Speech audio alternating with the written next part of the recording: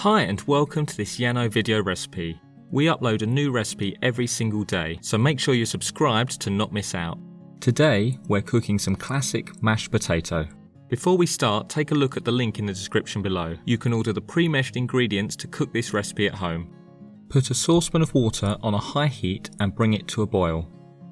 Add the potato and cook for around 20 minutes. The potato is cooked when you insert a knife and meet no resistance. Once cooked, drain off the potato and return it to the saucepan with the heat off. Shake them around a little to dry off any excess moisture.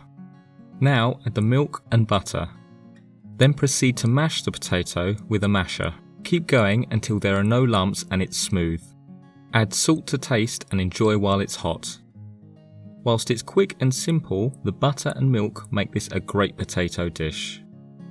Thanks for watching and don't forget to like this video. We upload a new recipe every single day, so make sure you subscribe to not miss out.